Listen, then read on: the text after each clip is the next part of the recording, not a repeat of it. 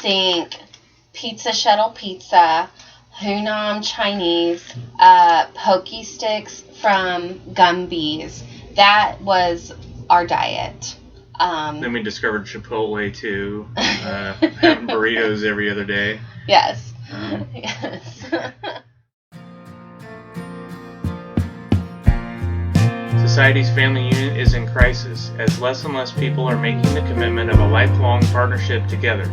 It has become normalized, encouraged, and easier than ever to just throw in the towel when the going gets tough. With time at a premium, start by spending 20 minutes per week gaining thought-provoking inspiration towards a journey of self-improvement, ultimately improving your marriage, your family, your health, and your home.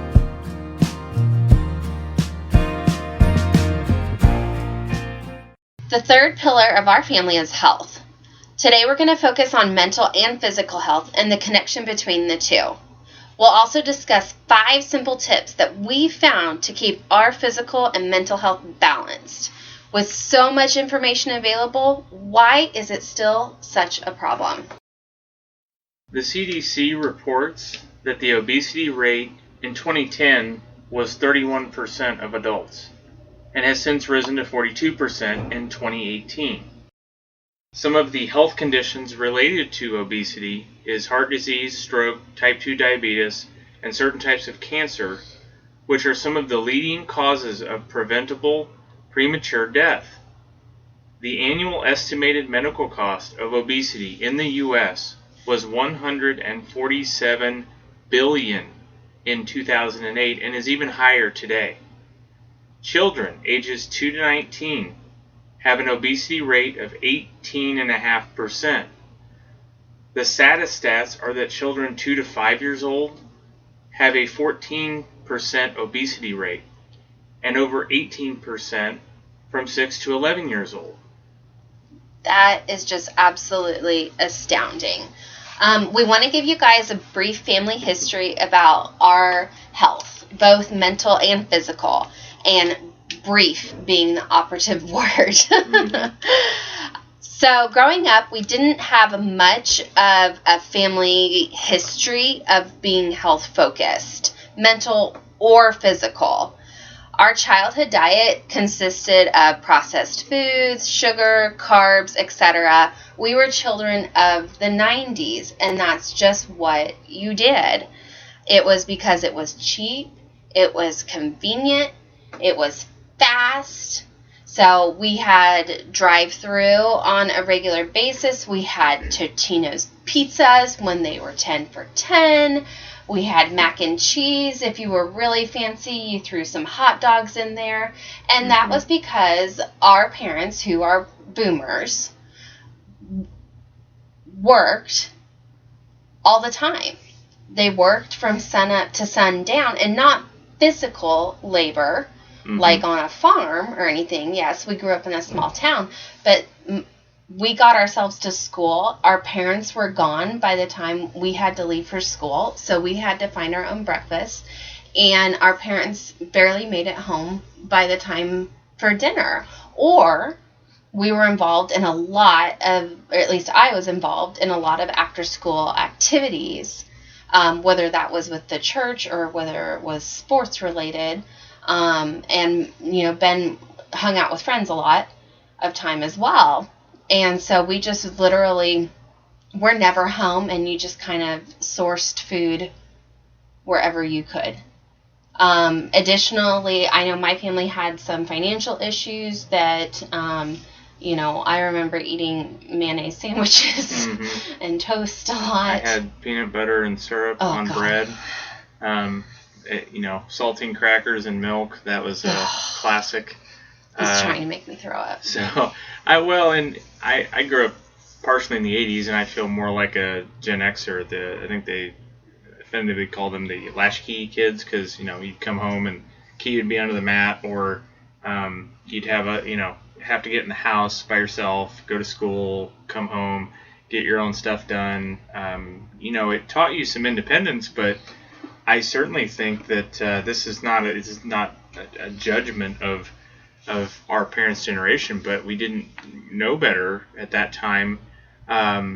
especially in small town Kansas, you did all what of you the could to get by. implications that Yeah. come with what we have. And being healthier is expensive, and even today we do feel that at times. I don't think it's as expensive, and I think we have a greater awareness, but it's not easy, convenient, and it's not always cheap. And the resources weren't available back then that they are now. I research online so much of what we do.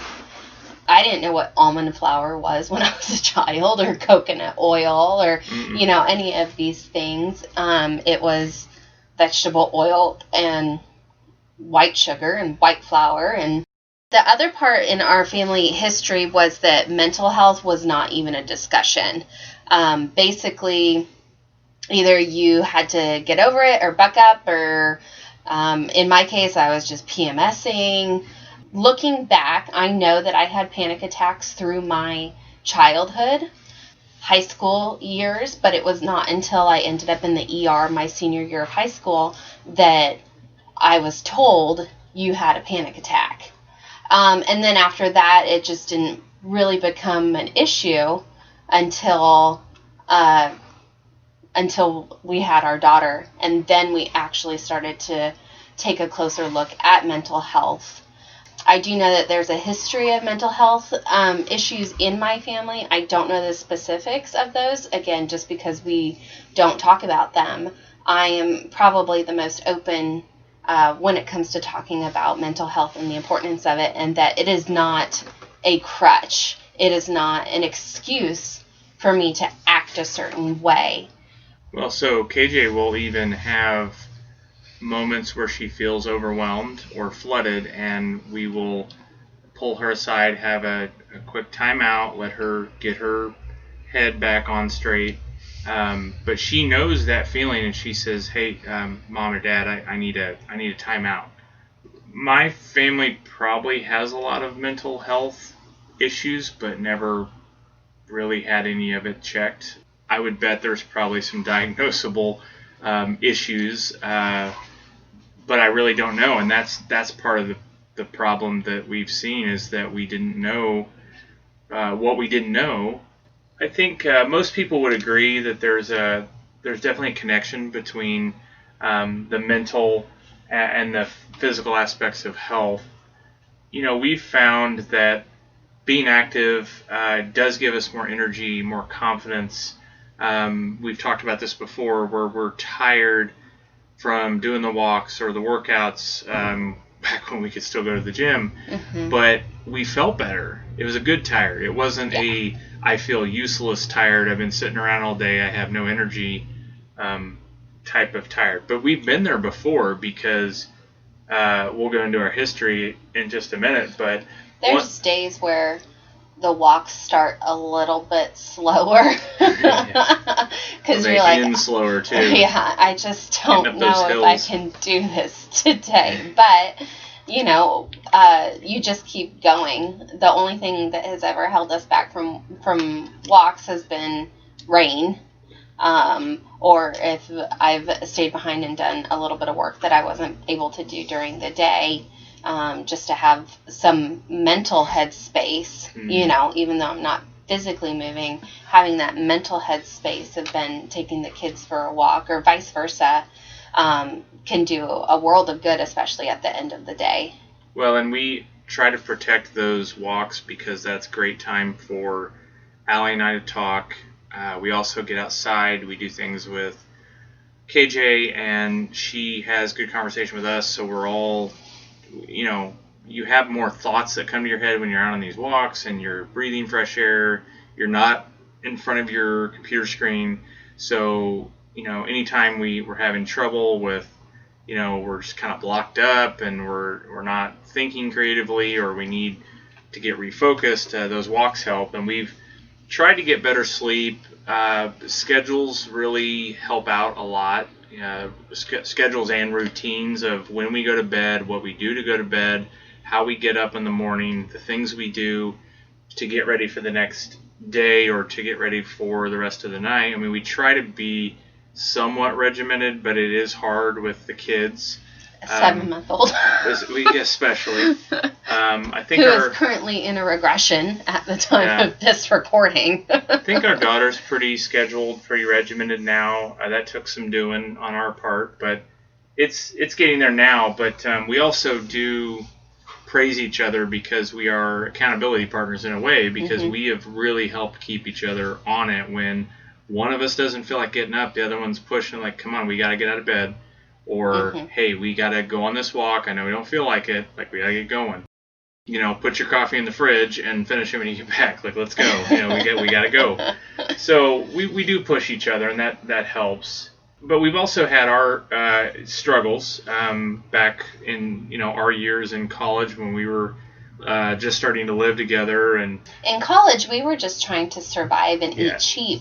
And additionally, we worked in the grocery store in our college town. Luckily, Ben worked in produce, so he was able to grab some fruits and vegetables every once in a while from the salad bar. I worked in bakery and hot case. So I was over by all the cookies and the cake and the frosting, which I absolutely hate cake and frosting now, and that's one of the big reasons why. And so that was not just the freshman 15. That was a huge amount of weight gain for us in college because of our diet. And yes, we went to the rec because the rec was the cool thing to do, and that was also why it was packed 100% of the time.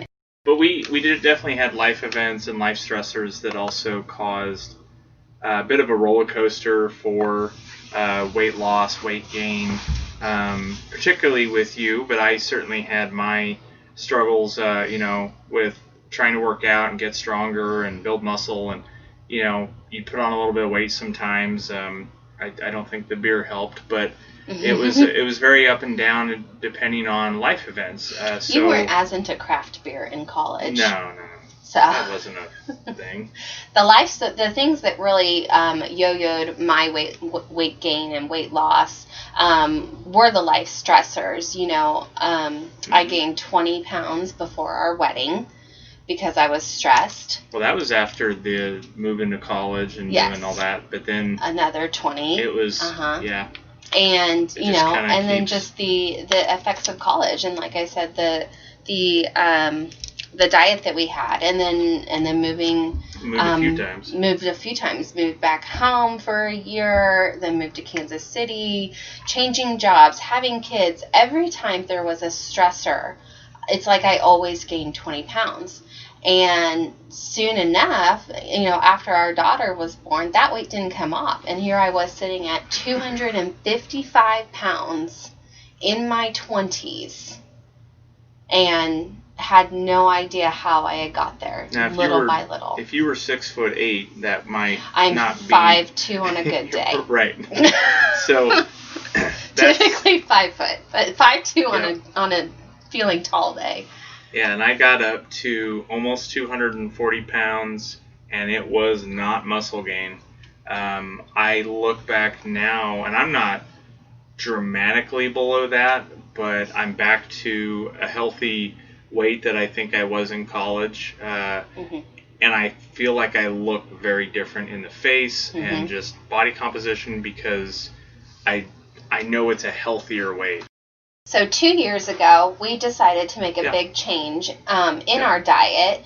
Granted, so our daughter is 8 right now, so she was 6. So she's at a memory stage. She remembers her parents. She could remember where they were. Now, 2 years ago, I wasn't my heaviest. That was about 5 years ago that I was at 255. 2 years ago, when we started keto, I was 235. So not much of a difference. So 2 years ago, we found the keto diet and decided to start it a week before our wedding anniversary and birthdays and 4th of July and all of that great time of barbecuing. But we decided, hey, you know what, we're going to do this and we're going to go all in. And over the next year, Ben and I lost a combined 125 pounds. I got down to my lowest weight since high school, 160 pounds. Ben got to 185, 184, something like that. But still looked healthy. He didn't look sick. I didn't look sick or anything. Mm-hmm. And we felt absolutely amazing. And we'll have a deeper dive into keto Mm-hmm. in another episode, but I think that we may need to get back to some of that. But at the same time, it's definitely something that had an impact on our family. KJ sees us. She knows we're keto. She doesn't fully understand what keto is, I think, in all aspects, but she at least knows things that are and things that aren't, and she'll call us out if we're not being good. And we don't have white flour in our house. We don't have white sugar. Like, you don't see a bag of Oreos. Like, all of the ingredients in our house are still fully keto. And we've kept it that way for a reason.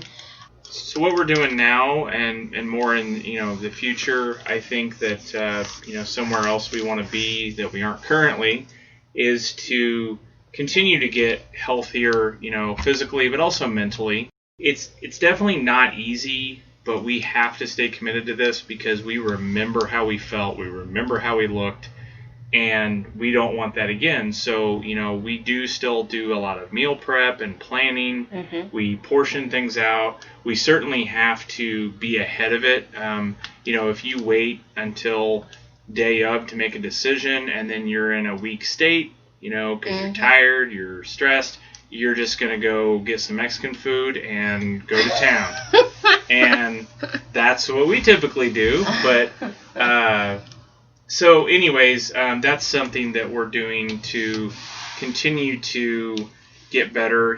We've done more stretching. We've done a lot of our walks, but we always try to be outside, get sunshine. One of our biggest motivators is the fact that we have an 8-year-old daughter who is literally with us 24 hours a day watching our every move, and she's seeing us committed to something.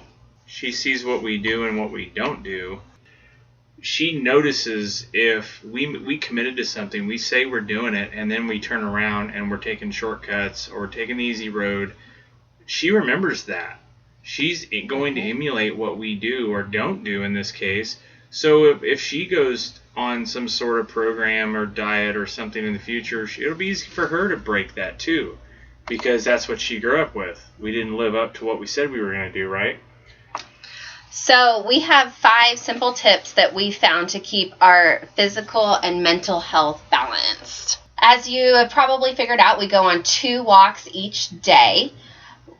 Our walk starts at 8 a.m. every morning, without a doubt, and lasts about 50 minutes to an hour, depending on how quickly we're going.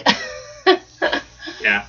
And we also walk at night after dinner. Now, we might have to make some adjustments as we're going into the winter time frame, as it's getting darker and darker earlier and earlier, and also getting colder. For us to be able to say at 9 a.m. we have over 6,000 steps already every day is like awesome.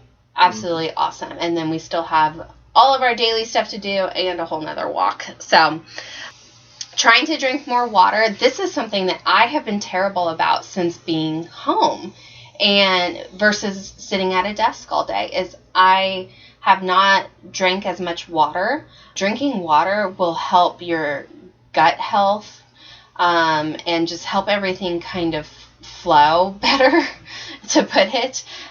So always having, Ben drinks a lot of water. Ben always has his Yeti full of water. Cadence only drinks water, occasionally has lemonade. Our daughter doesn't even know what soda tastes like. Getting more sleep. Now, again, we do have a 7-month-old who, quote unquote, sleeps through the night, but does have his regression periods like any baby will do. My biggest thing is that I get 4 hours of straight sleep. I would love to get 8 hours of sleep a night, but 4 hours, a 4-hour stretch is huge for my mental health, and that's something that I learned in my postpartum depression therapy, is being able to get that 4-hour stretch. And that's why Ben and I take turns if Brayden does happen to wake up.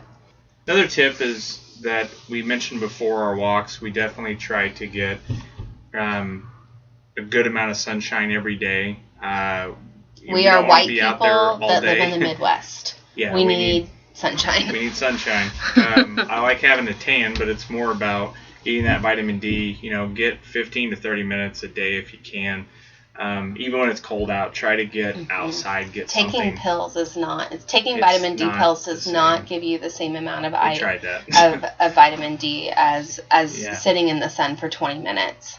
And with that, our last tip, it does relate to being on your phone, but we've also found a practice that we're trying to get better at, but try to, find a book, try to read a little bit more, try to do something other than be on a screen all the time. I've noticed that with KJ, it's the same. If she's on a screen most of the day, she's lethargic, she's sluggish, she's cranky, moody, and she's like a zombie. What does that do to adults that are on one for 8 hours? Oh, I know. Plus 8 plus. And so I don't think it's our natural state. It's not what we're meant to do. I know there's been studies linking better reading comprehension and memory to reading an actual book with text and pages, not a screen. Our call to order this week, we really want to challenge everybody to do something different. Pick one big thing to improve on and work on that this week. It has to be something that's going to move the needle for you. It doesn't have to shake up the world, but something for you that you identify that you want to improve, right? So start by waking up 10 minutes earlier tomorrow. Do 10 minutes more, the next day, or 5 minutes or something. Walk an extra 1,000 steps. Get an extra hour of sleep. Whatever your thing is. One of our areas of improvement is to get out of bed with our feet on the floor at 6:30 a.m. every day this week. We've been terrible about shutting off our alarms and rolling back over. So we're going to figure out how to do that. If we got to put our phones away from our nightstand. Now, don't get us wrong. Our alarm goes off at 6:30 every morning. But we also have an alarm that goes off at 7 every morning. Yeah. And so the biggest thing for us is that 6:30 alarm is feet on the floor, which is something that I say to our daughter literally every morning when we wake her up at 7, feet on the floor. And that's going to be the big shift for us. And what that does is our children don't wake up till 7. So by Ben and us getting up and out of bed at 6:30, we are able to start our coffee and start our day 30 minutes earlier before our children wake up. And I think that is just a nice little mental break that we need in the morning before the day starts.